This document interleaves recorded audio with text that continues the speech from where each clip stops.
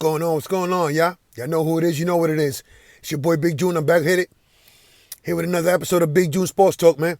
Where I discuss the good, the bad, and the ugly. Everything and anything in the sports world, I touch on this platform, man. Before I get this episode off, hit that like button, hit the subscribe button, tell a friend, tell another friend. Discuss it, debate it, come on the platform just to hate on it. It is what it is. Everything and anything in the sports world, I touch on this platform, man.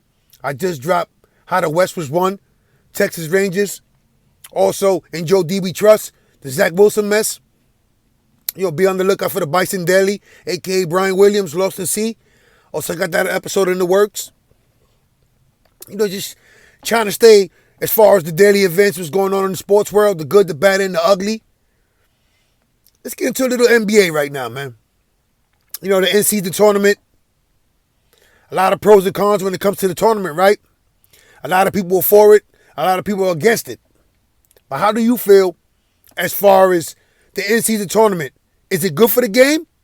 Or is it just another ploy to fill in the seats? Because it's always about the money, right? It's always about the revenue.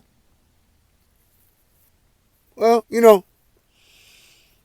shout out my New York Knicks. They lost to the Boston Celtics the other night. It is what it is.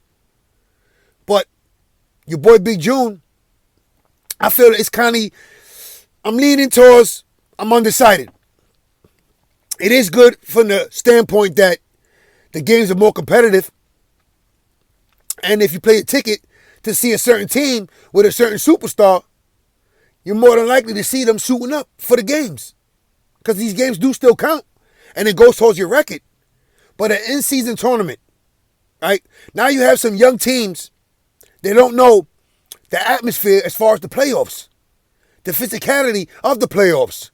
Like, this is the introduction for some of these young teams in the NBA. Listen, if you want to get to where you're going and host that trophy late in June, games like this, going against teams like this, are needed in order to achieve the ultimate goal, right?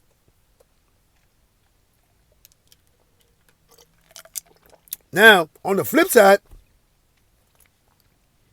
what about if your star player gets injured? Then looking at the severity of the injury. Is it season ending? Is he going to miss a crucial chunk of the schedule? Again, these are the pros and cons of the in-season tournament. But the NBA, the powers that be, suggested it. They're trying it out, see how it is.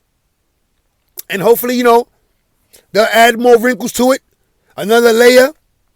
And, may the best team win, right? As far as this season right here that's going on right now, with all the James Harden traded from Philly to the Clippers, the losing streak. Sometimes they say, be careful what you wish for, right? Your man wanted to go home. It is what it is. Do you see the Clippers making the playoffs? Do you see them turning it around? As far as all this James Harden and Russell Westbrook, can they coexist once again in the backcourt? They did it OKC in the younger days, right? So, curious to see how that team progresses as the season goes along, right? And I do see the Clippers making noise in the Western Conference, making noise in the playoffs once they get it together, once everything is acclimated, right? And they know Kawhi's there, PG's there, James Harden and Russ can coexist. They sharing the ball. Maybe add some front court help for Zubac. So again, be on the lookout for the Clippers to see what goes on as far as James Harden and how he adapts to life as a Clipper, right? Moving forward. There's a lot of things going on in the NBA, man. But I know you've seen the highlights of last night, right? Last night, Golden State, Minnesota Timberwolves, right? Let's get into that. What was that all about? I mean, you seen the tussle between Klay Thompson, McDaniels, which led to Draymond Green grabbing Rudy Gobert by the back of the neck, headlocked him, dragged him. What was being said between Rudy Gobert and Draymond Green that led to this? Obvious, there's history there, right? It has to be history where someone could just grab a man off impulse like that. Because when you go further into the view and you view the highlights and you see the video, Rudy Gobert is not trying to harm Klay Thompson. He's actually trying to pull him back. Like, listen, let's play ball. Forget about it. Tick for tack. Now here comes Draymond Green. For whatever reason, he has to defend his brother. He has to defend his teammate. So there he is, in the thick of it all, once again. Now say what you want about Draymond Green. The good, the bad, the sucker punch. He's there. He stands for his teammates. But was it the right call last night? Was Draymond Green right for his actions? I mean, it's always a tick for tack, right? A reaction for an action for a reaction. So, because you see what was going on, because as soon as the game was tipped off, right? Bang, here we go. The first incident. Klay Thompson, McDaniels going at it.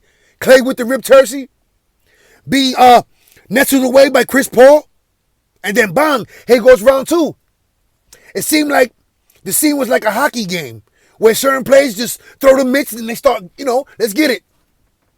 But when you look at the video, one thing in particular that I did see, and I find it kind of amusing as well as cowardly, is that while Draymond Green has Rudy Gobert by the hold, a.k.a. baby boy style, Ving Rhames, right?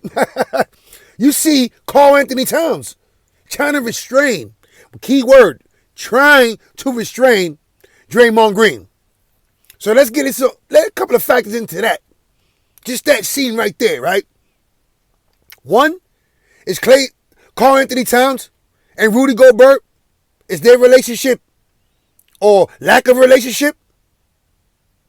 Two, is Karl Anthony Towns super soft like Sharman? Or is Draymond Green really that dude?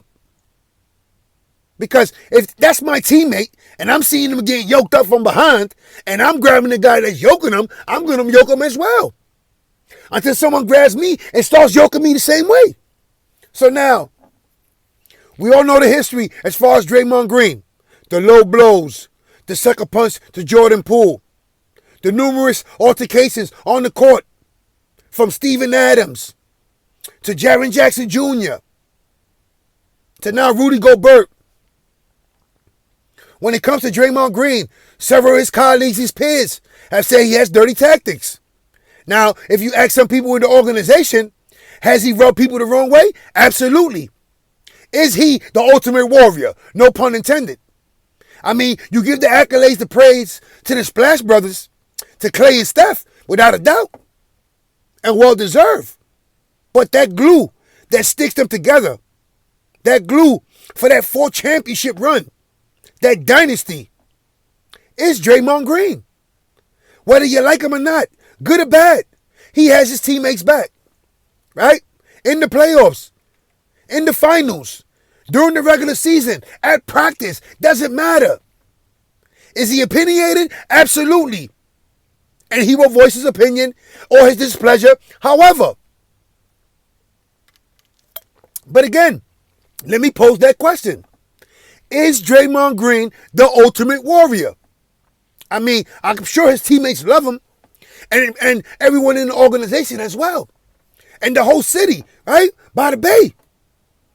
But when you look around the NBA, I'm sure they respect him, respect his resume, what he's brought to the table as far as the Golden State Warrior. But is Draymond Green a dirty player? And was last night's action warranted? Because when I'm looking at the replay, it shows Rudy Gobert leaning, heading that way, but then he restrains him. He puts his arm around him to bring him back, to calm him down. All right, Klay, we get it, I understand. Let's play ball. But if you're Draymond Green and you're seeing it from behind, what could you think? Or is there really history between Rudy Gobert and Draymond Green? Where, given the chance, he took the opportunity and he ran with it. Now, some would say it was a coward because he grabbed it from behind and everything happened so fast. But again, as far as Draymond Green, what he's brought to the table, to the NBA, to the organization that's Golden State, is Draymond Green the ultimate warrior? Just think about that. The ultimate teammate. I got your back. Right? Because when you're playing the sport, you want your teammate to have your back. You want that family function, right? You want to feel like you within your brothers. You want to lock arm within your brothers, right? You want to go to the foxhole with your brothers, right? So if you take a survey throughout the NBA, I'm sure a lot of people, front office to the players, past or present, will want Draymond Green in that foxhole with them. Going to war with them. Battling in the playoffs with them. So, your boy Big June, I had mixed reservations, mixed results as far as that. Seeing the video, then seeing the replay. And, I just come to the conclusion that Draymond Green is that warrior. He's that teammate. And he has your back. And that dynasty, that run that Clay, Steph, and Draymond has cemented as far as legacy-wise, and you throw in Andre Iguodala, I mean, it's very impressive. To this day, they're still competitive. They're still in the mix, still in the Western Conference as far as serious contenders to dethrone the Denver Nuggets, right? So as we see this season play out, the physicality of it all, the most is running wild. The personal issues some of these players have with each other. In this in-season tournament, right, brings out the physicality, the aggressiveness, sort of like a playoffs, that atmosphere, right? I'm not giving an excuse or a justification for what Draymond Green did last night. But as a teammate, I'm going to ride with my teammate. I'm going to stand with my teammate. And if we're going to get ejected, then we're going to get ejected, right?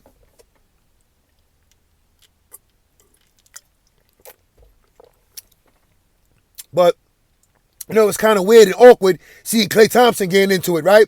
Kind of verbally. But physically, you would expect that from Draymond Green. But the physicality, just like I mentioned earlier, of the playoffs atmosphere. The Golden State Warriors know what it is. That switch to turn it on, they know that mode. It's playoff mode. It's go time. Let's get it. So, again, I got mixed emotions as far as everything that happened last night as far as Draymond Green, Rudy Gobert. But I would say this. Whether he didn't want to get fined, suspended, whatever the case might be, you have to have your teammates back. You have to have your brothers back. Karl Anthony Towns should have been more aggressive as far as getting Draymond Green away from Rudy Gobert. That's just my opinion, your boy Big June. As far as having your teammate back, without a doubt. That's how it's supposed to be, right? When you lock arms with someone, when you're consistently with one, building, trying to win a championship, trying to get to know who your counterpart is. It is what it is, man. Before I go out, once again, be on the lookout for that Lost to See, the Brian Bison Daily, a.k.a. Brian Williams episode. And, like I touch on the platform and I say many times, the good, the bad, and the ugly. Everything and anything in the sports world I touch on this platform, man. So once again, let me pose this question before I get out of here. Is Draymond Green the ultimate warrior? Again, no pun intended, right? Is he the ultimate teammate? Through the smoke, through all the drama, through all the interactions with opposing teams, with his own teammates, within the organization, right? The standoff, as far as the contract dispute. Is Draymond Green the ultimate warrior?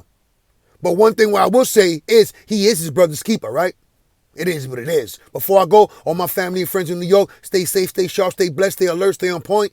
All my family and friends in the pen, some of y'all about to come home, some of y'all just went up. There's always love on this side, man. One.